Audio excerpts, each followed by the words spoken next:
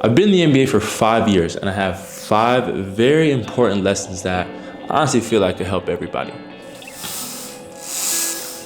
Be not afraid of growing slowly, but standing still. Slow and steady wins the race. Be where your feet are. All these things can be true. But how do we accomplish that? In a world full of comparison, he say, she say, how can we continue to focus on the main goal? Which is something I feel like a lot of people are trying to figure out right now. And that's really what I want to cover in this video. So far, my time in the NBA, I've been through it all. I was at the highest of highs and I was at the lowest of lows. Times where I thought I had everything figured out, and times where it was the complete opposite, where I felt really completely just alone. We're always given choices going through life. We can either stay the same, or we can choose to grow, learn, break free from anything holding us back from our main goals. My 5 years have taught me a fair amount, guys. I've experienced a whole bunch, and a lot that I want to share with you guys. So here's how I go through my day to make sure that I stay on top of my game. I wake up at 5 a.m. I take a cold shower. I read a self-help book. I meditate. I go for a 5K jog. I learn a new skill. I watch film. I meditate again. I read some more self-help books. Actually, I go to Barnes & Noble. I pick up every single self-help book I can find. And then for the rest of the day, I sit in complete silence and think of ways to get better. You guys know it's a bunch of BS, right? We need our sanity, man. We're still humans at the end of the day. So my first point, my first topic, lesson number 1 is to simply have fun. Throughout the day, it's normal to feel a sense of stress. And honestly, having fun really reduces that. It promotes a well-being that will ultimately motivate us and boost our productivity in other areas of our life. We'd be able to recharge our batteries and approach our goals with a renewed energy and enthusiasm. Everyone's version of fun is different. You know, we could take a trip, we could learn how to cook, we could spend some time with friends and family, cheer on your favorite sports team. Whatever you feel is gonna bring that joy out of you is important to be incorporated into our everyday life.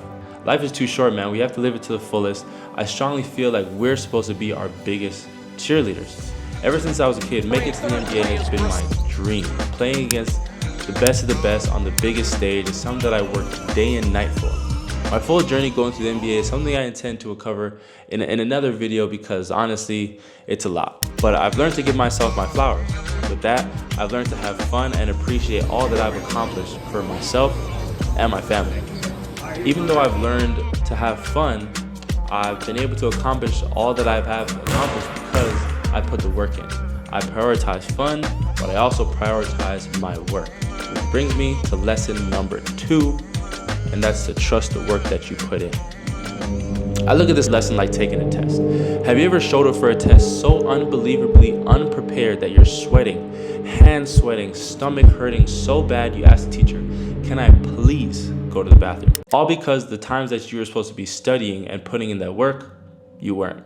Now let's look at the other side. You spend the appropriate time prepping yourself for this test, doing everything you need to at least give yourself a chance. And with that time, you're able to walk in, feeling yourself, head held high. Now you're taking the test with supreme confidence while bro beside you is sweating. Control what you can control. And that's something that I know we've all heard a million times, but I strongly believe in that.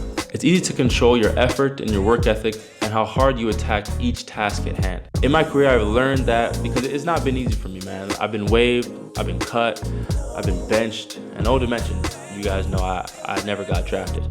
But I'm still here. I'm here because I understand that no one's just gonna hand it to me. I work tirelessly when no one else is looking. So when I do get my opportunity, I can make the most of it. Like a test. I trust my work ethic. I trust my work. I trust my work so much that I don't care what anyone has to say about me. And that brings me to lesson number 3. People's opinions do not matter. We all know the podcast and social media culture these days, and I promise you, I can make a full video on this topic alone. How social media and random comments under your Instagram from fake accounts don't mean a single thing. Not everyone is bad though, so I want to give a quick shout out to all the real fans and all the real true media that's out there showing us love. You know, much appreciated. We love you guys. But we all know certain media loves to build you up just so they can tear you down.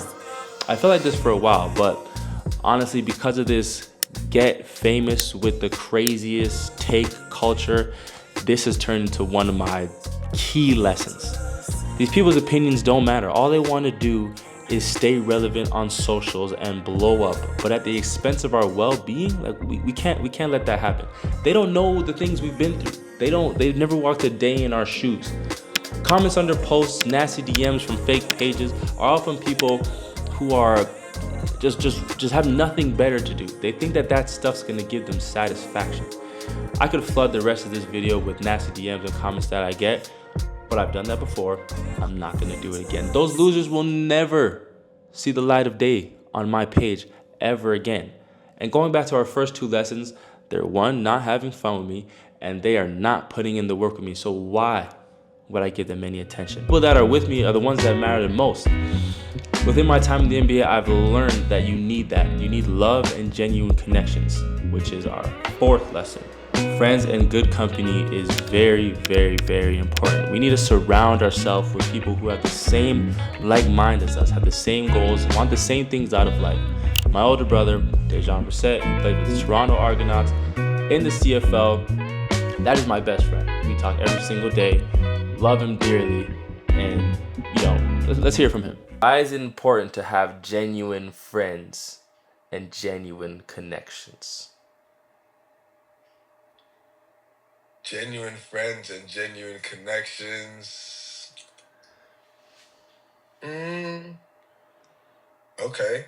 I feel like we always think that we can do everything by ourselves. Mm-hmm. And you probably could. You know what I'm saying? You could do everything by yourself if you really want to. But when you have friends and connections with people, you get different perspectives on things. And those perspectives kind of like add to whatever you had in your mind. You know what I'm saying? So like the thing that you came up with by yourself can be made better with 4 other people who are like-minded. You know what I'm saying? Like they can provide something like, oh, maybe you should add this. And either you trash that idea or you add it. And if you add it, then the end goal, the end result is like crazier than anything you could have imagined by yourself. You know what I mean? That's a bar. Show the logo, man. Okay, you see it, man. You know what we doing out here. You know it is, man. My other best friend, Javon Blair, we've been friends since we were literally kids. My brother, honestly, we just born from different mothers, but this is my brother. He's over in France playing overseas, putting on for his family, and he's killing it right now, man. So we gotta hear from him too. I feel like for me it's important because one, I'm down here by myself. Mm-hmm. So, having that chance to call you or call my other friends, it's like a reset. Like we don't gotta talk about why I'm over here. Talk about the old days, memories, laugh a little bit, and just catch up. For sure. That's probably, for me, that's the biggest thing why it's important to have real friends.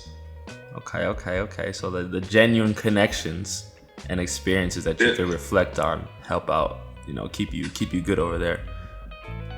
Keeps me good, keeps my head level good, it just makes me feel like I'm somewhat still back at home with you guys, if that makes sense. You see, having a community that you could rely on is super duper important. People that will love you unconditionally, but also keep it real with you when need be. These are the people that you could fall back on for emotional support, the ones who you could share genuine experiences with, the ones that will have a positive influence on your life. They'll motivate you to be so much more. And that's a key word for our 5th lesson, more. What you do does not define you. We are so much more than the labels that people put on us. Expectations and what people want can feel like a bag with 1,000,000 pounds in it. Let's use O'Shea Brissett for a second, okay? I'm an NBA player, yes. But that is not all. I'm a super creative content creator. I love cameras. I love videos. I love photography. It's turned into my real hobby and passion. I want to get better at it every single day. I want to be the best. It's honestly something that I want out of myself. That's not all either. I have the best job in the world. I'm a father to the most beautiful, smartest, sassiest, coolest 4-year-old out there. And just like basketball and content creation, I want to be the best. I want to be the best father to my little girl. I want her to know that her dad loves her so much, and he is never, ever going anywhere. But there's so much more that I am also. Again, another video I want to make explaining who Brissy really is. It's important we find hobbies. We got to find things that make us feel full. Things that no one else could take away from us because it's what we love to do. And even then, we got to find more. We are unique beings that God put on this earth to achieve so much, get to our full potential. We're not defined by one thing, two things, or even three things. There are endless possibilities out there, and we just got to go get it. It's there, it's possible. Now, are these 5 lessons gonna help? Are these 5 lessons gonna change your life? I hope they help.